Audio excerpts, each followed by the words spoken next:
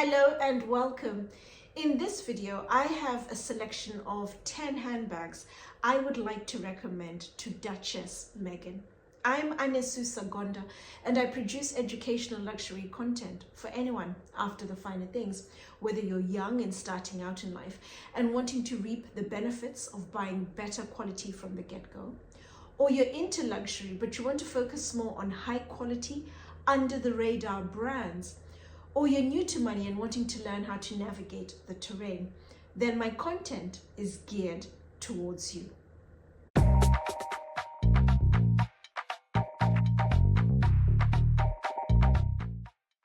A little bit of housekeeping before we begin. Can we keep the conversation strictly about handbags? Please, can no one make any reference to Duchess Meghan's personal life, whether it's her friends, her family, her husband, her children, her business endeavors. Could we keep the conversation strictly about handbags? Thank you. Duchess Meghan is incredibly confident, she's eloquent, she's poised, she's an actress by profession. So those are traits that I would expect. They're part and parcel of who she is. I've noticed that she's somebody who is incredibly vocal. She's mindful when it comes to female-led initiatives, which she's a big advocate of and she will champion. She's also someone who is incredibly aware when it comes to luxury brands, and she's been known to carry brands that are really known for being socially and environmentally responsible, which is really important when it comes to modern luxury. By virtue of marriage, she's a duchess. She's married to Prince Harry, one of two sons of the current King of England, King Charles. They aren't working royals, but they have incredibly full lives. They have a lot of business and also social charitable endeavors they are heavily involved in. And you often see Prince Harry jetting around the world. Every month I'll see him somewhere, typically Southern Africa, involved in numerous charitable endeavors. And so I have a strong selection of 10 bags to cover pretty much their lifestyles, whether it's socially, professionally, formal, informal. The only bag I'm missing is a power bag. Initially, I had the Diane L30 from Joseph Duclos in mind, but I've also been asked to make recommendations for Amal Clooney and also Melania Trump. And when I think of the ideal candidate for the Diane L30, someone who can rock the hell out of that bag, the two people who come to mind are Amal Clooney and Melania Trump, because it's a big bag. It's 30 centimeters in length, and it needs someone who has the height, who has the confidence, the poise. Amal and Melania Trump both have that in abundance. Very different lifestyles, but their lifestyles would still benefit, would need a power bag. And I just think when it comes to the Diane L30, which I had in mind for Duchess Meghan, no, it's a bag I'll talk about in later videos. But when I do come across a bag I think is best suited to her as a power bag, I will definitely recommend it. I would like to spend time next year, Spain and Italy, and pick up other brands, and I'm sure something will come out of that. The first two bag recommendations are a nod to the Duchess's late mother-in-law, Diana, Princess of Wales. The first is the Annabelle vanity case from British brand Krolle, and the second is the Princess Diana bag from American brand Lana.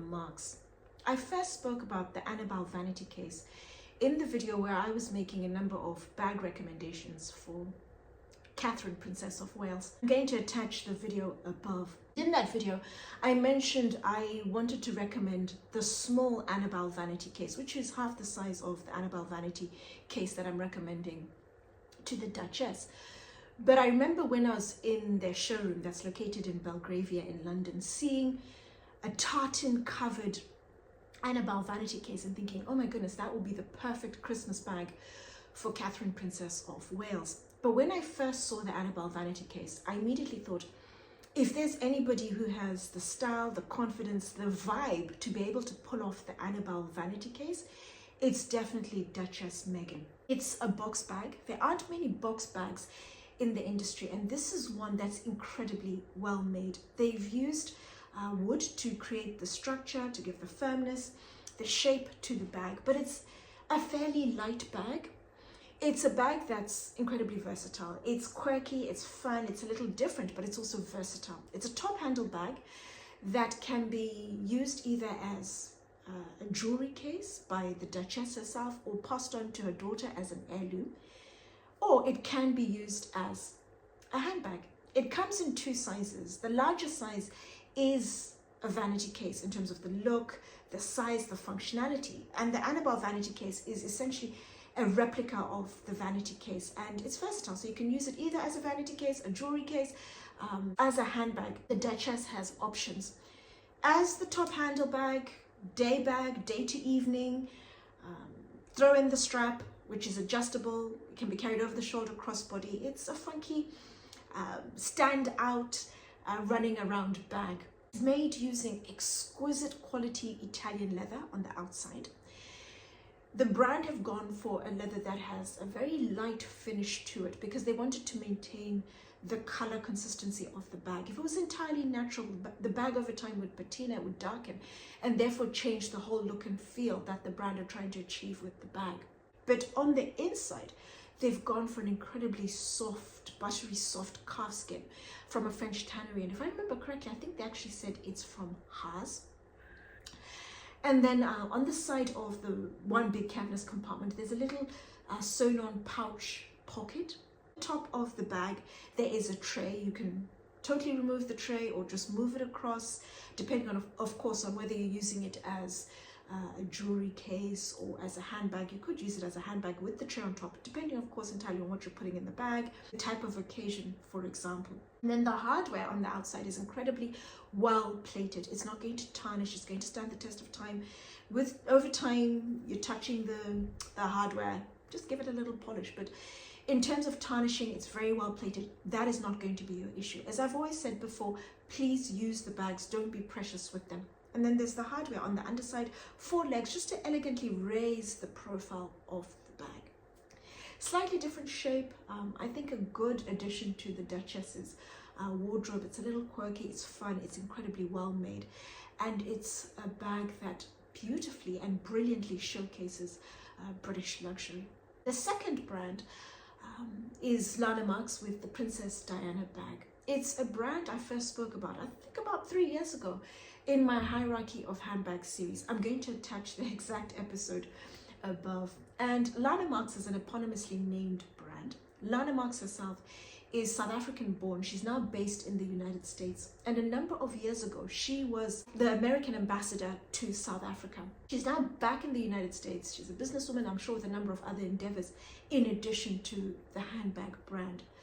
The brand is primarily focused on producing bags using exotic leathers. Think of crocodile, alligator, ostrich, for example. British royal family is known to be incredibly conservative, fairly modest when it comes to accessories, for example. Typically stay within the mid-tier, and you rarely ever see exotic leathers. But I have seen our Queen Camilla, rocking a lizard bag on a number of occasions, but it's something you hardly ever see. I've tried to reach out to the brand a number of times. They have one boutique in the world. It's located in Palm Beach in the United States. And I've never been able to get anybody to answer. I've literally tried all year, over a handful of times, different times as well. If any of my viewers have ever been able to get through to the boutique, please let me know in the comments down below how you did it. What time did you call, for example? But I've tried to reach out to the brand to find out if they can do it in a slightly more modest leather, goat skin, a firm goat skin. I like the texture, I like the robustness, I like the detail of goat skin. I think that would really work with the look and feel of this bag. You could also use a sumptuously soft calf skin, but it may not give the rigidity. They'd need to put something in it to give it the structure and the firmness. But it's essentially the type of bag I would recommend to a more formal occasion, a swish cocktail party, a charity event, a wedding, a state function, for example. It's a beautiful bag. It's elegant, it's elongated, just like Princess Diana herself, who was elegant, she was tall, she was poised. It's a top handle bag, Also comes with an additional adjustable strap, but I would never recommend carrying this bag with the strap. It is a top handle bag. You rock either using the strap or just tucked into the crook of your arm. It's an elegant bag, and adding the strap would just lower the tone of the bag, and to me the tone is just an elevated and elegant bag. It's a top handle bag, and it has 3 compartments on the inside, and then on the one side of the compartment there is a zipped pocket.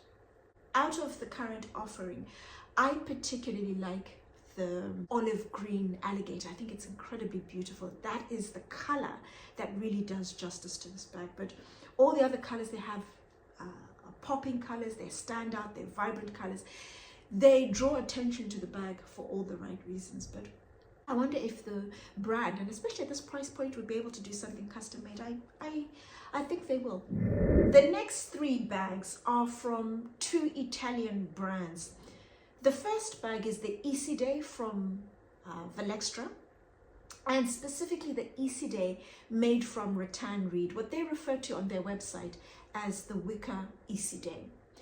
I remember during the course of last summer seeing a particular picture of the Duchess attending one of numerous polo matches she's attended during the course of this year, supporting her husband. And I remember distinctly looking at the outfit and thinking, the perfect handbag that would have just beautifully, wonderfully completed her outfit would have been the wicker Easy. A fantastic summer bag. It can become a polo bag, buying it in a couple of colors, her 2 favorite colors, a favorite color and a more versatile color possibly, depending on her choices. But it would be a fantastic polo bag. It would also be a great summer bag, a bag she can wear all through the summer. I like the versatility, I like the quality of it. It is an incredibly well-made bag. It's one big cavernous compartment. The bottom compartment of the bag is rattan reed, and then on the underside, and then the flap over, and then you have a lot of leather detailing in the bag. That is all beautiful quality French leather from Haas. It's a top handle bag that also comes with an additional strap, which is adjustable, so she can wear it over the shoulder, crossbody, at the polo, when she's out and about, or just elegantly as a top handle bag. I just think it's the perfect summer bag. It's the perfect polo bag she can wear year in, year out, for many years to come. And then the second recommendation is from Bvlgari, and another wicker bag, but it's an elevated wicker bag which she can wear in the summer for the smarter occasions, whether it's a cocktail party, it's a charity event, it's a wedding where she needs to look smarter, a more elevated look. I think the gold wicker bag from Bvlgari will be perfect. Top handle bag with the gold detailing throughout and their signature serpenti clasp on the front. The third bag is the newest and the first edition by the newly appointed creative director, Mary Katransu. Mary Katransu is somebody I have admired for many years. She has her own eponymous fashion brand focused on women's wear. And she is known for her style, which is incredibly distinctive. It's demure, it's feminine, and she uses a lot of color, bold, vivid colors, patterns, prints. She's particularly known, and I really like her for her floral print. And I remember a number of years ago reading an article where Vogue referred to her as the queen of print, which she truly is. She owns that space. And so when I heard she had been appointed the leather goods creative director at Bvlgari, I was taken aback. I hadn't seen it coming, but I was also happy, and I thought, she's doing amazing things with her own brand. So it'll be interesting to see what she does during her time at Bvlgari with her own brand. Her pieces are incredibly versatile, and she designs for all age groups. Pieces that are for an audience that's younger. They want pieces that are playful, they're fun, they're flirty. She does that. And then she also creates pieces for an audience that's more mature, after something that's elegant, something that's poised. So I'm excited to see if she's going to take some of that magic that's really worked well with her own brand across to Bvlgari, and then really mix things up for Bvlgari and just fuse a bit of playfulness and femininity to the brand. So I'm excited. recently introduced her first 2 styles. It's a range called Cala. There is a bag with 2 handles, but what I really want to focus on is the fan-shaped evening bag, which I think is absolutely beautiful. I've seen it in crystals, gold and silver crystals, but what I'd really like to recommend is the cream or the red to the Duchess. I have been stalking the boutique in London. They still haven't received the bag. We're now sitting at 2 weeks before Christmas, and every time I call, they say call back in 2 weeks, and hopefully they will come in time for Christmas. But I have really high hopes for Erika Transu joining Bvlgari, and if what she's designed, the fan-shaped evening bag, is anything to go by, I'm excited to see what else she's going to create. So this particular pouch I think is just fantastic as an evening bag, a little standout, noticeable pouch that's well made for the Duchess.